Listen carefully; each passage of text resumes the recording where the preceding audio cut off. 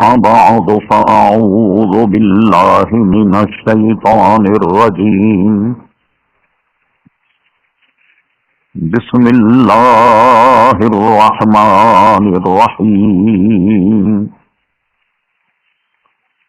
يا أيها الذين آمنوا لا تقدموا بين يدي الله ورسوله واتقوا الله إن الله سميع عليم.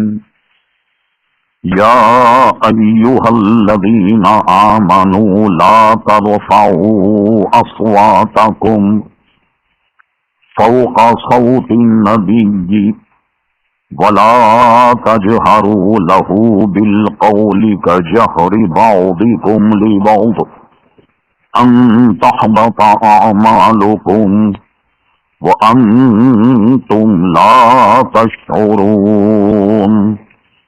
صدق الله مولانا العظيم وصدق رسوله النبي الكريم. إن الله وملائكته يصلون على النبي يا أيها الذين آمنوا صلوا عليه وسلموا تسليما.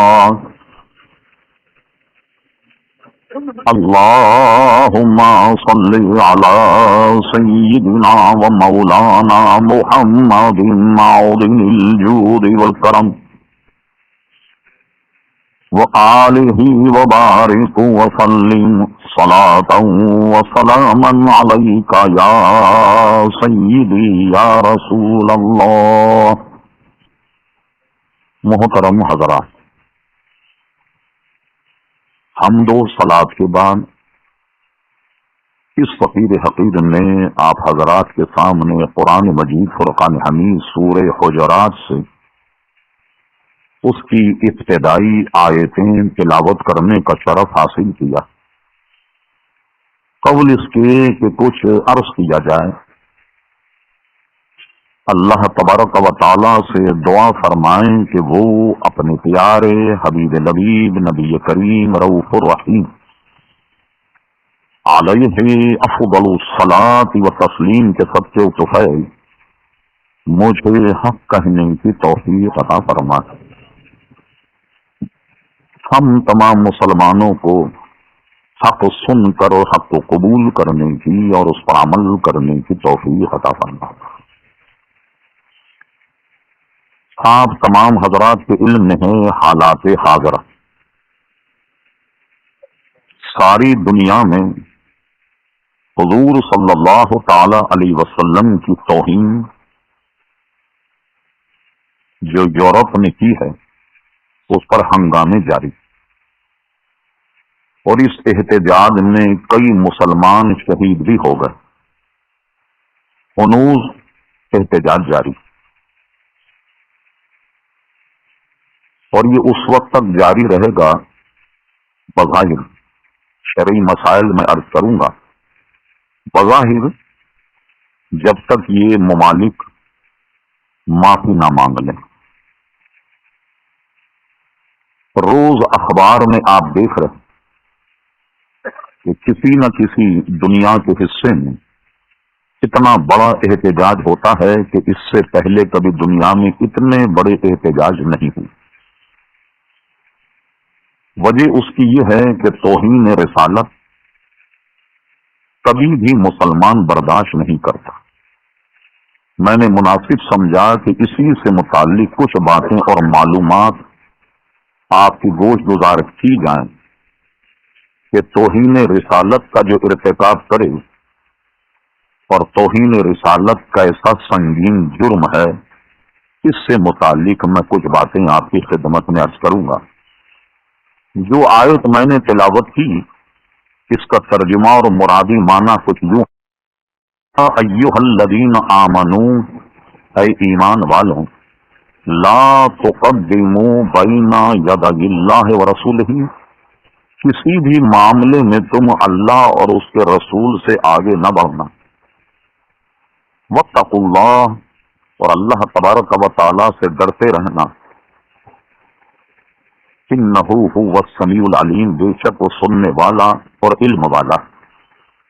پھر مخاطب کیا، یا ایھا الذین آمنوا، اے ایمان والوں، لا ترفعوا اصواتکم فوق صوت النبی ولا تجہروا له بالقول کجہر بعضکم لبعض. اے ایمان والوں، جب تم ہمارے نبی علیہ الصلوۃ والسلام کے سامنے آؤ یا بیٹھو یا گفتگو کرو تو اپنی آوازوں کو پست رکھو. حضور صلی اللہ تعالی علیہ وسلم کی آواز یا آپ کے دربار میں یا آپ کے سامنے جب بیٹھو تو اپنی آوازوں کو پست رکھو.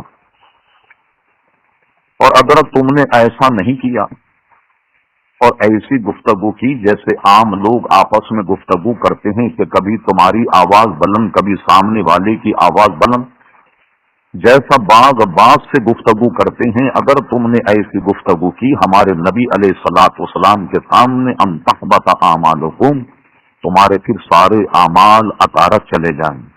وانتم لا تشعرون، اور سارے اعمال عطارت جانے کے بعد حال یہ ہوگا کہ تمہیں پتہ بھی نہیں لگے گا کہ تمہارے سارے اعمال جو ہیں وہ ضائع ہو گئے. کیا مطلب ہوا؟ کوئی آدمی کتنا ہی نیک ہو، کتنا ہی باعمل ہو، کیسا ہی آدمی ہو، صرف حضور کے سامنے اگر اس نے اپنی آواز بلند کر کے گفتگو کی تو سارے زندگی اعمال عطارت چلے جائیں. اس سے اندازہ لگائیے کہ حضور علیہ الصلوۃ والسلام کے دربار کا ادب کیسا. یہ دو حصے ہیں اور اس کے ایک ایک حصے پر کبھی زندگی نے وفا کی. ہم ایک ایک حصے کو عنوان بنا کر انشاءاللہ کبھی گفتگو کریں.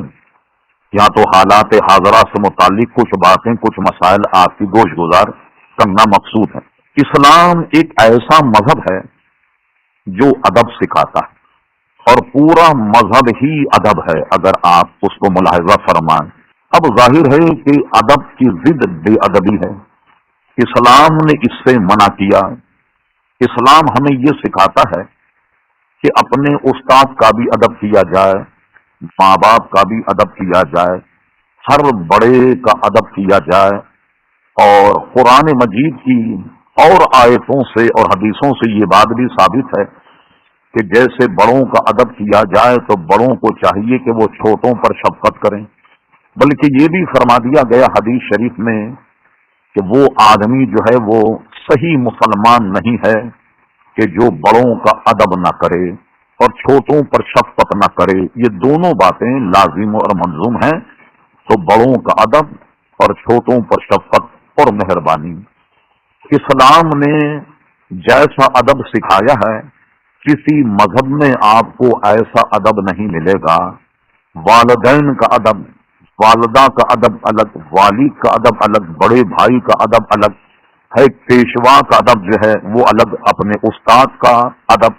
یہاں تک کہ ایک موقع پر اپنے فتاوی میں اعلی حضرت امام اہل سنت فاضل بریلوی رحمت اللہ علیہ نے لکھا کہ استاد کا ادب عالم یہ ہے کہ جہاں آپ سو رہے ہیں تو اپنے پیر استاد کے گھر کی طرف کر کے مت سو. پیر اگر یعنی آدمی جب سوتا ہے پیر کسی نہ کسی سمت تو کرے گا.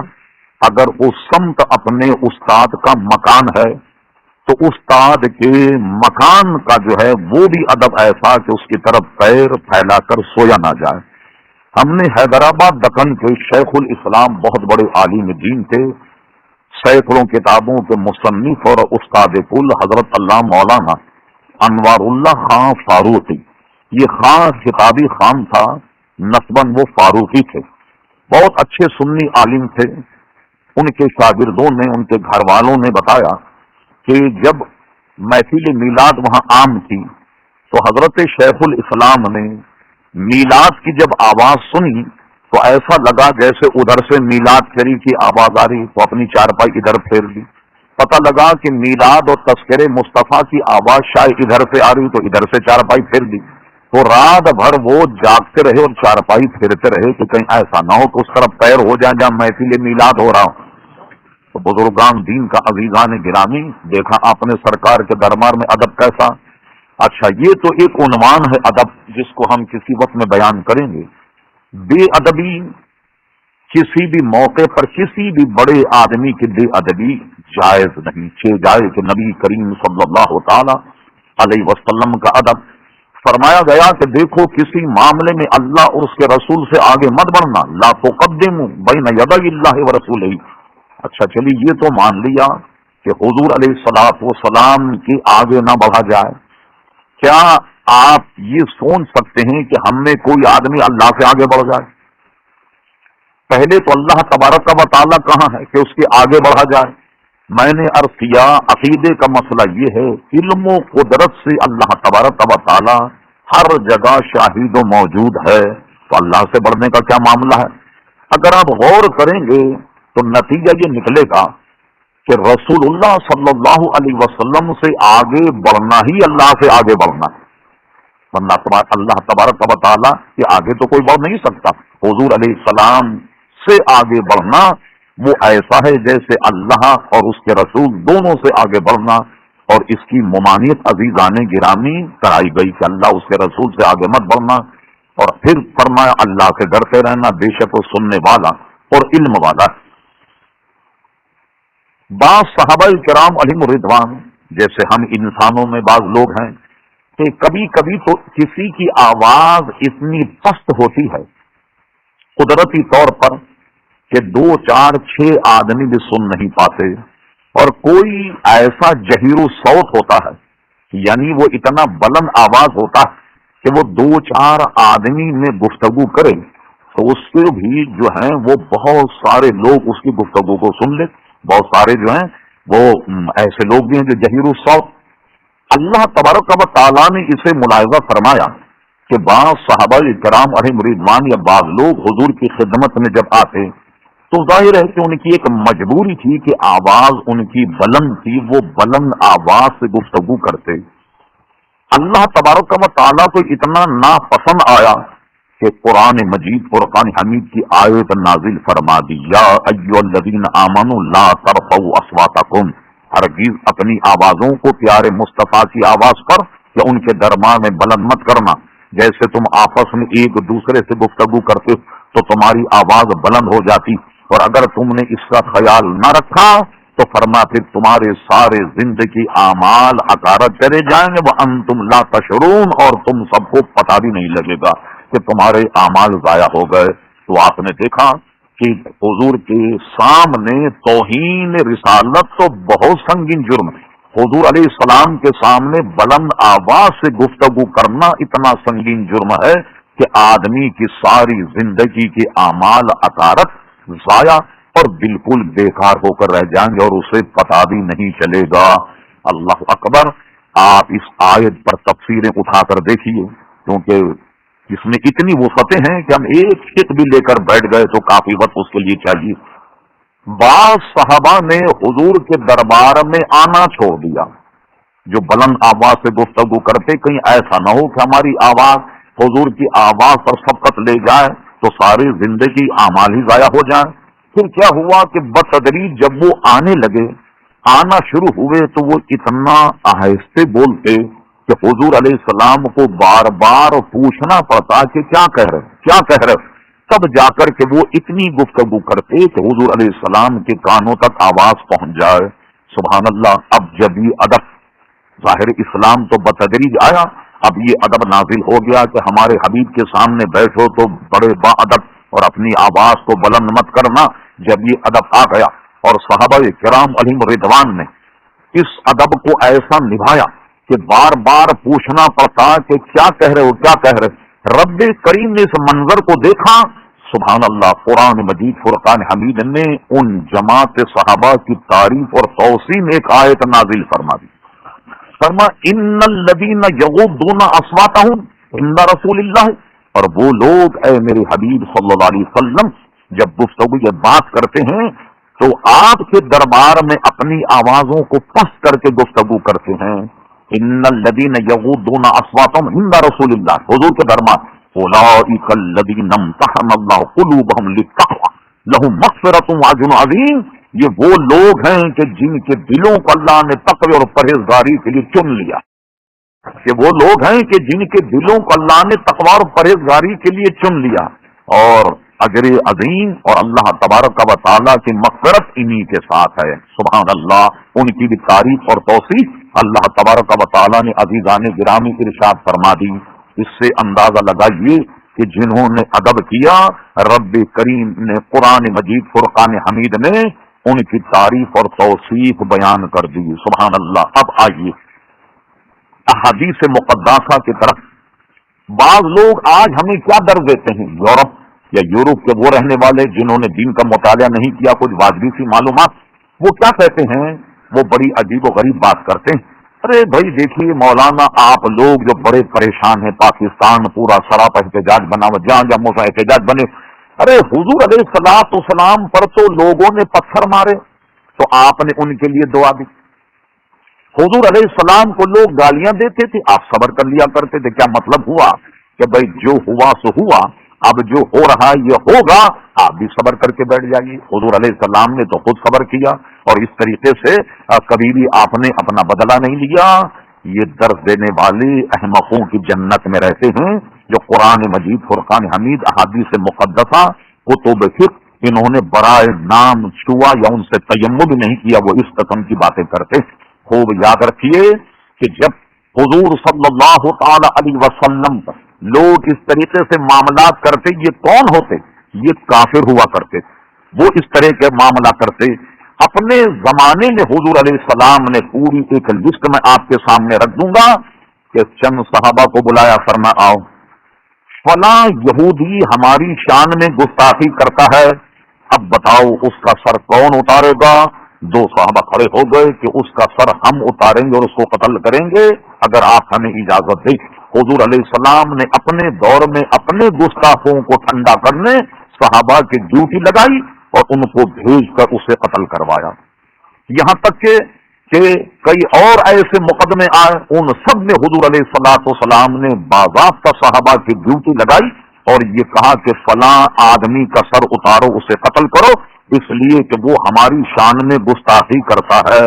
بعض لوگوں نے کہا ایک جنگ میں حضور علیہ السلام گزرے، ایک عورت کو مقتول پایا تو آپ نے فرمایا کہ عورتوں کو قتل مت کیا کرو اگر عورت حضور کی شان میں گستاخی کر لے. ہوا یہ کہ جب جنگ ہوتی اسلامی، جو آدمی گھر میں بیٹھ جائے اس کو امن مل گیا. یہ ضابطۂ اسلامی اور ضابطۂ اخلاق ہے جنگ کا. جیسے حضور مکہ میں داخل ہوئے، فرما سنو اگر کوئی آدمی ہتھیار لیے ہوئے نہ ہو اسے قتل نہ کیا جائے، کوئی تمہارے سامنے لڑنے نہ آئے اسے قتل نہ کیا جائے، جو آدمی اپنے گھر میں میسور ہو جائے اسے قتل نہ کیا جائے. جنگ کس سے ہوگی؟ جو میدان میں ہو، جو ہمیں قتل کرنے کی کوشش کرے ہم اسے قتل کریں گے. اور اگر خاتون عورت کو قتل نہیں کیا جائے، لیکن عورت بھی اگر ہتھیار لے کر سامنے آ جائے ظاہر ہے کہ اسے بھی قتل کر دیا جائے گا. لوگ سمجھتے ہیں شاید خاتون نے گستاخی کی ہو تو اسے قتل نہیں کیا جائے گا، نہیں، بلکہ اس عورت کو بھی قتل کر دیا جائے گا کہ جس نے نبی کریم علیہ الصلوۃ والسلام کے شان میں گستاخی کی. حضور علیہ الصلوۃ والسلام نے گویا اپنے زمانے میں صحابہ کی ڈیوٹیاں لگائیں کہ اس کو قتل کرو، اس کو قتل، اس لیے کہ یہ ہمیں گالیاں دیتا. آپ نے غزوہ بدر کے موقع پر یہ سنا ہوگا، صرف اس کا یہ اقتباس. حضرت عبد الرحمن ابن عوف کہتے ہیں گھمسان کی جنگ، چھنا چھن تلواروں کی آواز آ رہی چلنے کی، دو بچے میری ٹانگوں میں آ گئے. وہ کہنے لگے چچا ابو جہل کہاں ہے؟ ابو جہل کو بتاؤ کہ ابو جہل کہاں؟ یہ بچے جو آپ جانتے ہیں معاذ اور معوذ، یہ بچے تھے دونوں جو جنگ میں آ گئے اپنی جان دینے کے لیے اور اس جنگ میں شرکت کے لیے. کہاں بتاؤ ابو جہل کہاں؟ تو ان بچوں کو کہا بچوں ابو جہل کا تم کیا کرو گے؟ کیا کر رہے ہیں؟ انہوں نے کہا کہ ہم ابو جہل کو قتل کریں گے. اچھا کس لیے قتل کریں گے؟ اس لیے کہ وہ بت کا پجاری ہے، اس لیے قتل کریں گے، اس نے ابھی تک کلمہ نہیں پڑھا، اس لیے قتل کریں گے، وہ کافر بےایمان ہے. بچوں نے کیا کہا؟ ابن حشام اٹھا کر دیکھے دیگر تاریخ بلکہ کچھ حصہ احادیث مقدسہ میں بھی انہوں نے اس کی قتل کی وجہ کیا بتائی؟ اس لیے نہیں کہ وہ کافر ہے، حضور کو نہیں فرمایا ہم اس کو اس لیے قتل کریں گے ہم نے سنا ہے کہ وہ ہمارے آقا کو گالیاں دیتا. معلوم ہوا کہ عام کافر اور ہے، عام یہودی اور ہے، عام نصارہ اور ہے، مگر جس نے حضور کی شان میں گستاخی کی اس کا کیس ان سے بالکل الگ ہے. ابو جہل کو قتل کرنے وجہ یہ بتائی کہ یہ حضور صلی اللہ تعالی علیہ وسلم کو گالیاں دیتا. ایک موقع پر کچھ ہم نے فقہ حنفی پر گفتگو کرتے ہوئے آپ کے سامنے حدیث بیان کی، اور یہ دونوں حضرات سے یہ حدیث ہے. ایک حضرت معاذ ابن جبل اور ایک ہے ابو موسیٰ اشعری. جب یمن فتح ہوا حضور علیہ الصلوۃ والسلام نے یمن کے دو قاضی بنائے. ایک قاضی تو تھے حضرت معاذ ابن جبل اور ایک قاضی تھے حضرت ابو موسیٰ اشعری. ان دونوں کو یمن کا قاضی بنایا اور دونوں سے یہ روایت ہے کہ حضور نے دونوں سے پوچھا. معاذ ابن جبل نسبتاً کم عمر، ابو موسیٰ اشعری تو بہت دانشمند آدمی. حضرت معاذ سے پوچھا اور یہی روایت تقریباً انہی الفاظ میں حضرت ابو موسیٰ اشعری سے بھی. فرمایا ہم تمہیں یمن کا قاضی بنا کر بھیج رہے ہیں، یہ بتاؤ فیصلے کیسے کرو گے؟ انہوں نے کہا پہلے قرآن مجید فرقان حمید کو دیکھیں گے. فرما اچھا اگر یہ بتاؤ کہ کوئی مسئلہ قرآن مجید میں نہ ملے تو پھر کیا کرو گے؟ انہوں نے کہا اگر کوئی مسئلہ ہمیں صریحاً قرآن میں نہ ملے تو پھر ہم حدیث میں تلاش کریں گے. اچھا پھر کہا اچھا یہ بتاؤ کہ کوئی ایسا مسئلہ آ جائے جو قرآن میں بھی اس کا حل نہ ہو، حدیث میں بھی اس کا حل نہ ہو بظاہر، پھر کیا کرو گے؟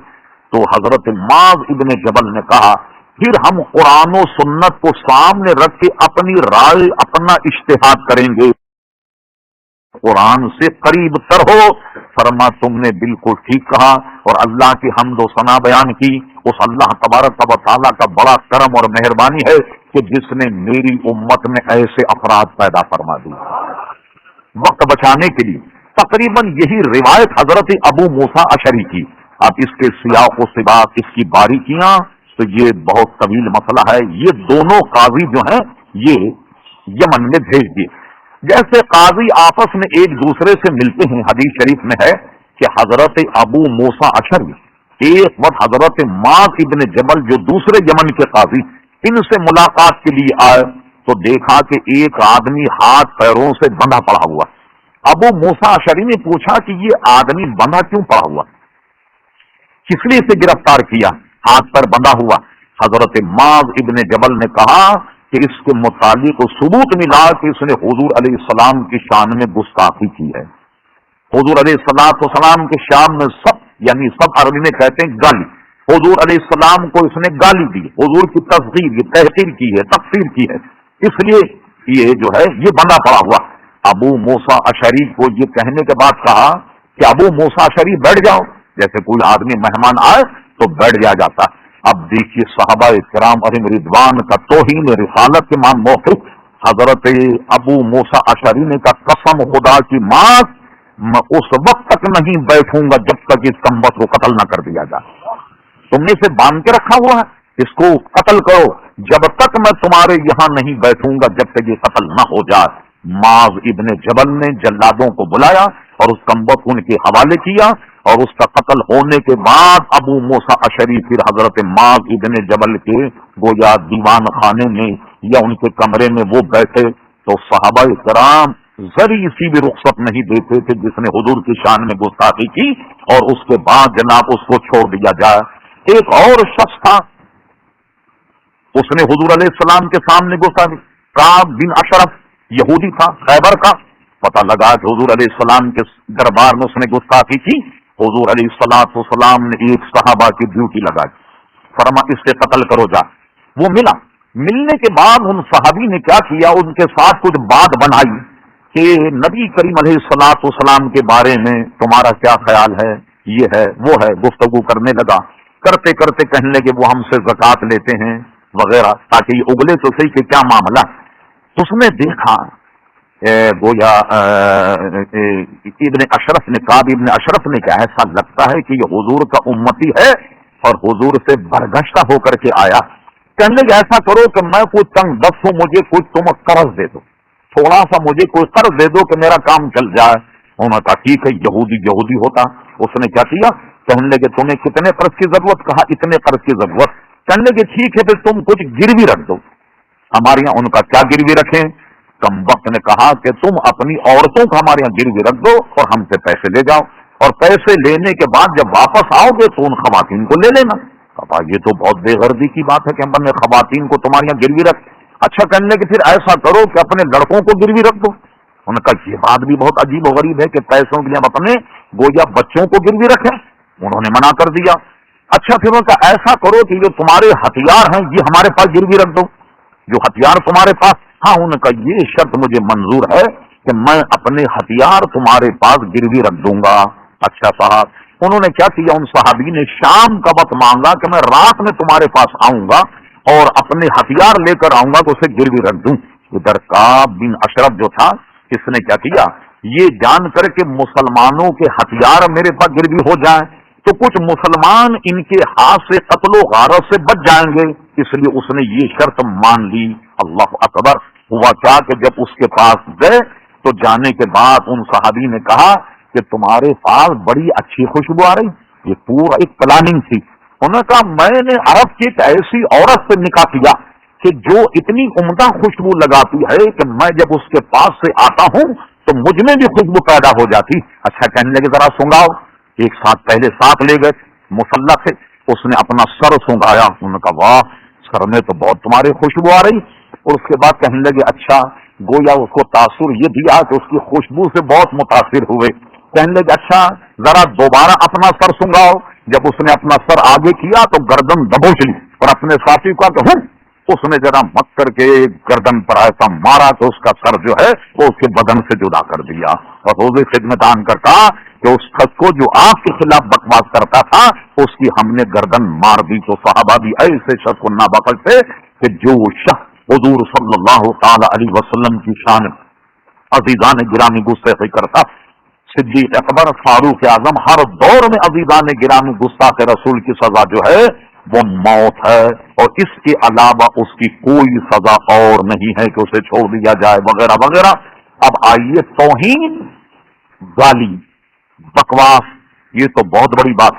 अल्लामा अबुल फजल काजी अयाज रहमतुल्लाह अलैह के सुनिए, उन दलित के बहुत बड़े काजी मराकश में पैदा हुए और आला तालीम के लिए उस उन दलित आए जो इस वक्त स्पेन का एक बहुत बड़ा शहर है। अब तो सब लुट पिट गया, कुछ भी नहीं। इस्लामी तालीमात का तूती बोलता उन दलिस ने, ये आला तालीम के लिए मराकज से और ये आए उन दलिस, और उन दलिस ने अपनी तालीम मुकम्मल करने के बाद काजिल खुदा लग गए स्पेन।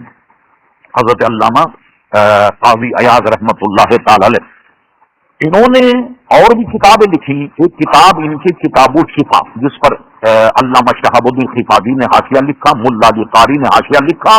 ये कहते हैं तौहीन रिसालत की सजा कभी मुसलमान इख्तिलाफ नहीं हुआ कि सिवाय ये कि उसको कत्ल कर दिया जाए, इससे कम सजा किसी भी मौके पर मुसलमानों ने नहीं दी। अब आइए, कहते हैं कि तौहीन है क्या, फरमाते हैं कि हुजूर में कोई ऐब लगाना ये भी तौहीन है, हुजूर की तस्वीर करना ये भी तौहीन है, हुजूर को माज़अल्लाह घटिया बताना ये भी तौहीन है। बल्कि जिस चीज की निस्बत नबी करीम अलैहिस्सलाम से हो जाए अगर उसकी तौहीन करे तब भी वो मुर्तद बेईमान काफिर। अब उसकी मिसाल लीजिए क्या है, कोई चीज हुजूर से निस्बत करे और उसकी तहकीर जो है वो भी कुफ्र करार दी, तो उसकी एक मिसाल देता हूं। हजरत इमाम अबू यूसुफ रहमतुल्लाह ताला अलैह हदीस पढ़ा रहे हैं अपने शागिर्द, पढ़ाने में दौरान तालीम एक हदीस आ गई। सुभान अल्लाह, वो हदीस क्या है कि नबी करीम अलैहिस्सलाम के लिए दस्तरखान बिछाया गया। आप कद्दू को बहुत पसंद करते थे, तो कद्दू जिसको लौकी भी कहते हैं, कद्दू का सालन हुजूर की खिदमत में लाया गया। तो आप क्या कर रहे थे, कटोरे में 2 उंगलियां डाल करके कद्दू को तलाश कर रहे थे। कितना पसंद था हुजूर अलैहिस्सलाम को कद्दू। एक सहाबी का कौल गालिबन अब हजरत अब्दुल्लाह इब्न मसूद है, तो मैं कोशिश करता हूं कि जब भी मैं खाना खाऊं तो उसमें किसी न किसी तरीके से कद्दू को शामिल कर लूं, इसलिए कि हमारे आका को पसंद था, इसलिए उसको शामिल कर लिया करता। गरज ये कि कद्दू हुजूर अलैहिस्सलाम पसंद फरमात।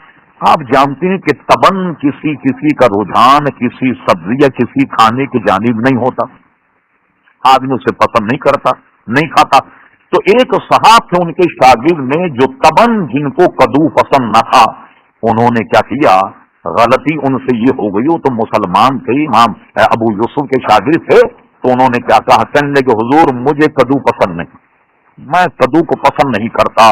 یہ کہنا تھا کہ امام ابو یوسف نے تلوار میان میں سے نکال کر کے اس پر سوٹ لی، فرمایا فوراً تجدید ایمان کر وگرنہ تیرا سر قلم کر دوں گا، میری تلوار میں اپنی تلوار تیرا سر قلم کر دوں گا۔ اور یہ کہا کہ تو نے ایسی چیز کو ناپسند کیا جو پیارے مصطفیٰ کو پسند کی۔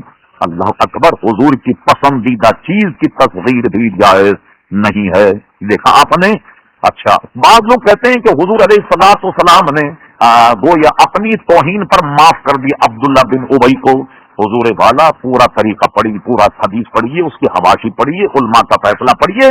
اس نے کیا، عبداللہ بن ابی جو رئیس المنافقین تھا، اس نے کیا کیا کہ جب حضور علیہ السلام ہجرت کی، ہجرت کرنے کے بعد اس کے زبان سے یہ کلمہ نکل گیا کہ ہم لوگ عزت دار لوگ ہیں، اور حضور کے لیے اس نے بہت گندا لفظ استعمال کیا، یعنی یہ کہ وہ عزت دار نہیں۔ ہم جب عزت دار لوگ مدینے میں جائیں گے تو وہاں سے ان سب کو نکال باہر کر کے اس نے ذلیل اور تذلیل کا جملہ نبی کریم علیہ السلام سے منسوب کیا، اسے پیش کیا گیا حضور کے دربار میں۔ جن صحابی نے یہ مقدمہ پیش کیا وہ اپنے مقدمے کے ثبوت میں 2 گواہ نہیں لائے، 2 گواہ اس وقت موجود نہ تھے، اور عبداللہ بن ابی نے قسم کھا کر اپنا مقدمہ جیت لیا۔ ظاہر ہے کہ بغیر گواہ کے کسی کو ایسا معاملہ نہیں ہوگا۔ اچھا بھی اب حضور نے اسے چھوڑ دیا۔ یہ دلیل نہیں ہے کہ حضور علیہ السلام کو گالی دینے والے شخص کو حضور علیہ السلام نے اپنے دربار میں بلایا اور اس کو چھوڑ دیا، یہ نہیں۔ جنہوں نے دعویٰ کیا اپنے دعوے کے ثبوت میں 2 گواہ نہیں پیش کر پائے، کیونکہ عدل انصاف کے تقاضے پورے نہیں ہوئے، اور اس نے قسم کھا لی کہ قسم خدا کی میں نے تو ایسا نہیں کہا، اور یہی شریعت اسلامی میں ہے، قانون قضا میں، کہ اس کو چھوڑ دیا جائے۔ اس کے بیٹے انہوں نے اسلام قبول کر لیا تو اس کو یہ خبر بیٹے کو پہنچ گئی کہ میرے ابا نے ایسا کہا۔ یہ ہے جذبہ، اللہ اکبر۔ بھرے بازار میں انہوں نے اپنے ابا کو پکڑ لیا، اور پکڑنے کے بعد ان کے سر پہ تلوار رکھ دی، اور اس نے کہا تو بھرے بازار میں اعلان کر کہ مصطفیٰ ان کے ساتھی جو ہیں وہ عزت دار ہیں اور میں ذلیل ہوں۔ یہ اعلان کر، تو نے یہ بات حضور کے لیے کہی، مرتا کیا نہ کرتا۔ اس نے جناب بڑے بازار میں اعلان کے لوگوں آگاہ ہو جاؤ کہ میں بہت ذلیل ہوں اور حضور علیہ الصلوۃ والسلام بہت عزت دار ہیں۔ یہ اعلان کرنے پر بیٹے نے باپ کو چھوڑا کہ ٹھیک ہے اب چلا جا۔ آپ نے کس قدر سخت رویہ تھا، اللہ اکبر۔ آپ نے سنا ہوگا حضرت صدیق اکبر کے بیٹے عبد الرحمن ابن ابی بکر، یہ بہت بعد میں ایمان لائے۔ غزوہ بدر میں یہ کفار مشرکین کے ساتھ جنگ لڑ رہے تھے حضور علیہ السلام کے مد مقابل۔ یہ جب ایمان لائے تو ایمان لانے کے بعد انہوں نے اپنے ابا سے تل کے رتن کہا کہ ابا حضور، غزوہ بدر میں آپ میری تلوار کی رینج میں آ گئے، لیکن میں نے آپ کو باپ سمجھ کر چھوڑ دیا۔ صدیق اکبر کا چہرہ متغیر ہو گیا اور سرخ ہو گیا۔ فرمایا عبد الرحمن، اگر اس وقت تو میری تلوار کی زد میں آ جاتا، قسم خدا کہ میں تجھے بیٹا سمجھ کر رحم نہیں کرتا، تجھے قتل کر دیتا، کہ نبی علیہ السلام کے مد مقابل تو آیا تو صحابہ کرام، خلفاء راشدین، ائمہ مجتہدین، یہ بھی میں ثبوت دیتا، امام باقر صادق، امام جعفر صادق، ان کے پاس یہ مقدمے آئے تو ان سبوں نے مقدمہ یہی دیا کہ ان کو قتل کر دیا جائے۔ تو توہین رسالت کی توبہ نہیں، قتل ہر طریقے سے ہوگا۔ اب آئیے، بعض لوگوں نے فقہا کے کچھ اختلافات سے کچھ فائدہ اٹھایا اور یہ سمجھا کہ شاید وہ اگر معافی مانگ لے تو اس کو چھوڑ دیا جائے گا۔ اس کی حقیقت بھی آپ ملاحظہ فرمائیے، وہ یہ ہے کہ جس شخص نے حضور کی شان میں گستاخی کی اور وہ یوں ہی پکڑ لیا جائے بغیر توبہ کے، کہیں اس کو گرفتار کر لیا جائے، چلیے اس کو سزائے موت دے دی جائے۔ ایک شخص آن کر کے یہ کہہ دے کہ مجھ سے یہ غلطی ہو گئی اور میں اب توبہ کرتا ہوں، اور سارے فقہا کہتے ہیں کہ توبہ مقبول نہیں، یا بعض فقہا نے کہا کہ اس کی توبہ مقبول ہے، اس کی توبہ مقبول ہے۔ یہ دیکھیے، سب تو کہتے ہیں قتل کیا جائے، بعض کہتے ہیں کہ توبہ مقبول ہے۔ اعلیٰ حضرت امام اہل سنت فاضل بریلوی نے اپنے فتاوی رضویہ میں اس گتھی کو یوں سلجھایا، فرمایا بات اصل میں یہ ہے کہ جن فقہا نے یہ کہا کہ توبہ اس کی مقبول ہے، اس کا معنی کیا ہے، اور جنہوں نے کہا کہ قتل کیا جائے گا، اس سب کا فلسفہ یہ ہے، 6 جلد میں کوئی اہل علم یہاں جو فتاوی رضویہ سے دلچسپی رکھتے ہوں، صفحہ نمبر 127، 28، 29، 30 یہ ملاحظہ فرما لیجیے، بحث یہاں موجود ہے۔ وہ یوں ہے تطبیق اس میں، فرما کہ کوئی آدمی اگر گستاخی مصطفیٰ میں قتل کر دیا جائے تو قتل کرنے کے بعد وہ بظاہر مسلمان کیوں نہ ہو، اسے کفن نہیں دیا جائے گا، اسے نہلایا نہیں جائے گا، اس کی نماز جنازہ نہیں ہوگی، مسلمان کے قبرستان میں دفن نہیں ہوگا، بلکہ فتاوی میں ہے کہ اس کی لاش کو ایک گڑھا کھود کر اور ڈال کر کے پتھر بجری سب ڈال کر اس کو بند کر دیا جائے تاکہ اس کی بدبو سے لوگوں کو تکلیف نہ ہو، یہ اس کی سزا ہے۔ ٹھیک، اچھا ایک آدمی نے توبہ کر لی، اب توبہ کرنے کے بعد بھی قتل کیا جائے، سوال یہ پیدا ہوا کہ پھر توبہ قبول کر لی تو قتل کیوں ہو؟ امام اہل سنت کہتے ہیں بات اصل میں یہ ہے کہ جس شخص نے قتل سے پہلے توبہ کی قاضی کے سامنے کہ میں نے حضور کی شان میں گستاخی میں توبہ کرتا ہوں، اس کی توبہ مقبول ہونا کا معنی یہ ہے کہ اس کے قتل کیا جائے گا اور قتل کرنے کے بعد اسے غسل دیا جائے گا مسلمانوں کی طرح، اسے کفن پہنایا جائے گا، اس کی نماز جنازہ ہوگی اور اسلامی اور مسلمانوں کے قبرستان میں دفن کیا جائے گا۔ اور توبہ کرنے کا فائدہ یہ ہوگا کہ اسے غسل، کفن، نماز جنازہ، مسلمانوں کے قبرستان میں دفن، اور امام اہل سنت کہتے ہیں توبہ کا اثر یہ ہوگا کہ ابدی عذاب سے بچ جائے گا، ابدی عذاب سے بچ جائے گا، مگر قتل ہر صورت میں کیا جائے گا۔ اور اگر اس میں نرمی برتی جائے کہ توبہ کا معنی یہ ہے کہ اسے چھوڑ دیا جائے، نہیں، قتل تو کیا جائے گا، اور اگر چھوڑ دیا جائے، ہر گلی میں ایک آدمی حضور کا گستاخ پیدا ہوگا، کہے گا کہ میں توبہ کرتا ہوں، ہر آدمی جرم کرے گا، کہے گا کہ میں توبہ کرتا ہوں، عزیزان گرامی دین ایک کھیل ہو کر کے رہ جائے گا۔ یہ معنی ہے توبہ قبول ہونے کے، اور یہ معنی ہے کہ جو شخص حضور کی شان میں گستاخی کرے تو گویا وہ جو ہے وہ قتل کیا جائے گا، جس کو بہت آسان انداز میں نے آپ کے سامنے عزیزان گرامی پیش کیا۔ اب ایک مثال دیتا ہوں میں، یہ ایک جزیہ یہ ہے اور اس پہ سب متفق، اور یہ نہیں کہ ایسا کیا جائے، نہیں، جس شخص نے اللہ کی شان میں گستاخی مرتد تو وہ بھی قتل کیا جائے، لیکن اگر وہ یہ کہے کہ میں توبہ کرتا ہوں، میں نے جو الفاظ کہے، قاضی اس کی توبہ قبول کر لے گا اور اس کو چھوڑ دے گا۔ بلکہ یہ تک ہے فقہی جزیات کہ قاضی نے اسے بلایا اور بلانے کے بعد کہا کہ تمہارے متعلق گواہی ملی ہے کہ تم نے اللہ کی شان میں گستاخی کی، وہ کہا توبہ توبہ میں نے تو ایسے کلمات نہیں کہے، تو قاضی قضات کا اصول یہ ہے کہ وہ یہ اعتراف کرنے پر کہ میں نے اللہ کی شان میں کوئی گستاخی نہیں کی، اس کو رہا کر دیا جائے گا۔ کیوں ہے یہ؟ اور یہاں توبہ پہ رہا نہ ہو، بڑا عجیب فلسفہ ہے۔ بات یہ ہے کہ اللہ تعالیٰ غفور الرحیم ہے، وہ اپنے بندوں کی توبہ قبول کرنے والا، وہ اپنے بندوں کی توبہ قبول فرماتا، ان کے گناہوں کو معاف کرتا، وہ تو اس کی توبہ قبول کر لے گا، لیکن حضور کی توبہ قبول کیوں نہیں؟ یہ حق العبد ہے، یہ حضور کا حق ہے کہ حضور علیہ السلام معاف کرے۔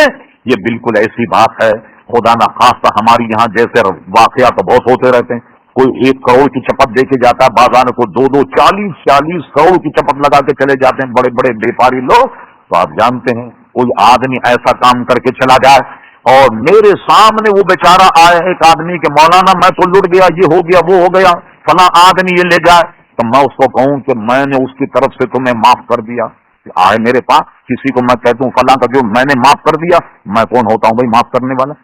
پیسے دو گے تو جان چھوٹاؤں، میں معاف کرنے والا کہوں؟ تو حضور کی شان میں گستاخی ہو، میں اور آپ اس کو کیسے معاف کر سکتے ہیں؟ ہم مجازی نہیں کہ اس کو معاف کریں گے، تو حضور علیہ السلام کہا ہے کہ وہ معاف کرے، میں آپ اس کو معاف نہیں کر سکتے، اس لیے نبی کا توہین کرنے والا واجب القتل ہے۔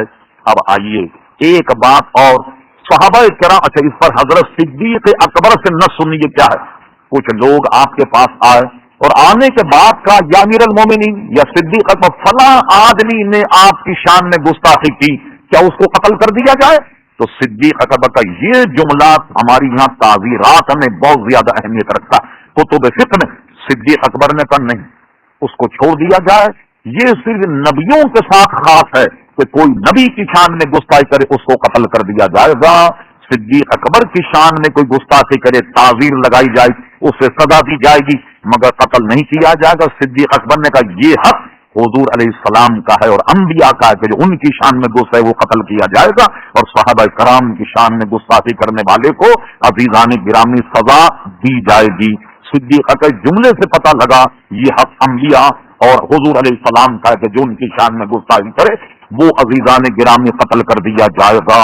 ہر دور میں یہی ہوتا رہا، ہر دور میں جو گستاخ تھے انہیں قتل کیا.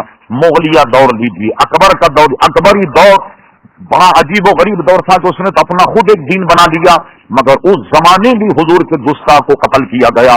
اور آپ حیران ہوں گے تاریخ کی یہ بات سن کر کہ جو اس زمانے کا قاضی تھا تو بادشاہ کی کوئی سفارش آئی کہ ذرا جیسے ہوتا ہے نا ذرا ہلکا ہاتھ رکھنا، قاضی نے بادشاہ کی سفارش قبول کرنے سے انکار کر دیا اور قتل کرنے کا حکم دیا. یہ ایسا سنگین جرم ہے. اور ہے کیا، میں عرض کر رہا قاضی ایاز حضور کسی بھی نبی، جیسے باہر پروپیگنڈا ہو رہا کہ حضور کی شان، ارے کسی نبی کی شان میں گستاخی کرے وہ واجب القتل ہے. کسی نبی، عیسیٰ علیہ السلام، موسیٰ علیہ السلام، کسی کی شان میں گستاخی کرے وہ آدمی واجب القتل ہے. قاضی ایاز مضمون کو آگے بڑھاتے وہ کہتے ہیں کہ یہ بھی گستاخی ہے کہ حضور علیہ السلام کے نال کو کوئی نوائل کر دے، یہ بھی گستاخی، یعنی اس کی تصغیر بیان کر دے، یہ بھی گستاخی ہے. اب یہ تصغیر کیا ہے میں آپ کو اردو میں سمجھاتا ہوں. تصغیر کے معنی کیا ہے، اس کی تحقیر اور تقصیر اور تحقیر کی جائے، یعنی یہ کہ اس کو ایسے الفاظ سے استعمال کیا جائے جو گھٹیا قسم کے الفاظ. اس کی نظر کیا، جیسے ایک آدمی کی ٹوپی ہے، اس نے کہیں رکھ دی، اس کو کیا کہتے ہیں ہم ٹوپی، ارے میاں اپنی ٹوپیاں سنبھالو، ہوتا ہے نا ٹوپیاں سنبھالو، یہ ہے تصغیر. ایک آدمی کے جوتے کہیں رکھے ہوں تو عموماً پیر میں پہننے کی چپل اور جوتے کو نالین کہتے ہیں، نالین اس کا تسنیہ. اب کیا ہوا کہ ایک آدمی اپنے جوتے کہیں رکھ جائے، ہم لوگ اس کو کہتے ہیں ارے میاں سنبھالو اپنی جوتڑیاں، کہتے ہیں نا ایک تو ہے نا کہ اپنا جوتا سنبھالو، اپنی چپل سنبھالو، اور اس کے تحقیر کے الفاظ کہتے ہیں ارے میاں سنبھالو اپنی جوتڑیاں. یہ ہے تصغیر، یعنی وہ چیز جو حضور سے نسبت رکھتی ہو اس کی اگر تصغیر کی جائے کہ حضور کے نال مبارک کو کوئی نوائل کہہ دے، اس میں تصغیر سے قاضی ایاز کہتے ہیں اس کی بھی تکفیر اور اس کی بھی سزا جو ہے وہ مرتد والے کی سزا ہے کہ اس نے ایسی شے کی تصغیر کی ہے کہ جس کا تعلق پیارے مصطفیٰ صلی اللہ علیہ وسلم سے ہو. تو آپ نے دیکھا یہ کیسا مسئلہ ہے عزیزان گرامی. اسی لیے فرمایا گیا کہ حضور علیہ السلام کی شان میں بلند آواز سے گفتگو کرو تو سارے اعمال ضائع ہو جائیں گے. ایک آیت ہمیں گفتگو سے اور وقت میں کرنے، ایک ایک آیت کو بنا کر کے انشاءاللہ عنوان. اب کیا ہوا غور کیجیے، اللہ تبارک و تعالیٰ اپنے حبیب علیہ الصلوۃ والسلام پر کتنا رحیم اور کریم، حضور کی عظمت اور عزت کو اللہ تبارک و تعالیٰ اپنے بندوں پر کس طریقے سے نافذ کرتا. اسی جگہ آگے جو آیت میں نے پڑھی سورہ حجرات، کچھ لوگ آنے کے بعد انہوں نے کیا کیا، آواز دینی شروع کر دی ملاقات کے لیے حضور علیہ السلام کو. دروازہ نہیں پیٹا، کوئی گھنٹی تو تھی نہیں اس زمان، آواز دی بھائی ہم فلاں فلاں جگہ سے آئے، آپ ذرا باہر تشریف لے آئیے. اللہ کو بہت ناگوار گزرا کہ میرا حبیب محوی استراحت ہو، وہ آرام فرما رہا، اور کوئی آن کر میرے حبیب کو آواز دے کر کے اٹھائے اور کہے باہر آئیے ہم فلاں جگہ سے آئے. ربی کریم نے ارشاد فرمایا ان الذین ینادونک من وراء الحجرات اکثرهم لا یعقلون. اور اے میرے حبیب جو تجھے دروازے کے باہر سے پکارتے ہیں بلاتے ہیں ان میں اکثر ایسے لوگ جو عقل نہیں رکھتے، ان کو لا یعقلون سے تعبیر، عقل نہیں رکھتے کہ میرے حبیب کو باہر سے آواز دیتے ہیں. چلیے ہم پوچھتے ہیں اے اللہ تبارک و تعالی تو ہی بتا دے، ہم بڑی دور سے آئے ہیں، پاکستان سے آئے ہیں، کراچی سے آئے ہیں تیرے حبیب سے ملنے، تو ہم کیا کریں؟ کیا دروازہ کھٹکھٹائیں؟ خبردار. کنڈی کھٹکھٹائیں؟ نہیں. گھنٹی بجائیں؟ نہیں. اچھا آواز دیں؟ نہیں. اب مولا کیا کریں؟ سنیے قرآن ہے یہ وَلَوْ أَنَّهُمْ صَبَرُوا، تم کو چاہیے کہ میری حبیب کے دروازے کے صبر کر کے کھڑے ہو جاؤ. مولا کب تک کھڑے ہوں؟ 8 گھنٹے کھڑے ہو جائیں تو دروازہ کھٹکھٹا دیں؟ کیا 20 گھنٹے 24 گھنٹے ہو جائیں تب دروازہ کھٹکھٹائیں؟ مہینہ گزر جائے تو بیٹھے رہیں تیرا حبیب باہر نہ، کیا دروازہ کھٹکھٹائیں؟ وَلَوْ أَنَّهُمْ صَبَرُوا، خبردار صبر کر کے بیٹھے رہو. مولا کب تک صبر کرے؟ حَتَّى تَخْرُجَ إِلَيْهِمْ، جب تک میرا حبیب خود باہر نہ نکلے، جب تک میرا حبیب خود باہر نہ نکلے. حَتَّى تَخْرُجَ إِلَيْهِمْ، اس وقت صبر کر کے کھڑے ہو جاؤ. لَكَانَ خَيْرًا لَهُمْ، اور یہی تمہارے حق میں بہتر. واللہ غفور رحیم، اللہ تعالیٰ اپنے بندوں کے گناہوں کا معاف کرنے والا مہربان ہے. یہ ادب ہے پیارے مصطفیٰ علیہ السلام کا. اور سبحان اللہ، اللہ تبارک و تعالیٰ اہل سنت مبارک کرے یہ وہ گروہ ہے جو پیارے مصطفیٰ صلی اللہ علیہ وسلم کا ادب کرتا. ان کے علاوہ جتنے کوئی صحابہ کا گستاخ، کوئی کسی کا گستاخ، کوئی کسی کا گستاخ، کوئی کسی کا گستاخ اہل سنت ہے جو الحمدللہ اپنے دل میں سب کے لیے عزت اور وقار رکھتے ہیں. استاد زمن شہین شاہ سخن مولانا حسن کتنی پیاری بات کہہ گیا، حسن سنی ہے، افراط و تفریط اس سے کیوں کرو کہ حسن سنی ہے، افراط و تفریط اس سے کیوں کرو کہ ادب کے ساتھ رہتی ہے روش ارباب سنت کی. وما علینا الا البلاغ.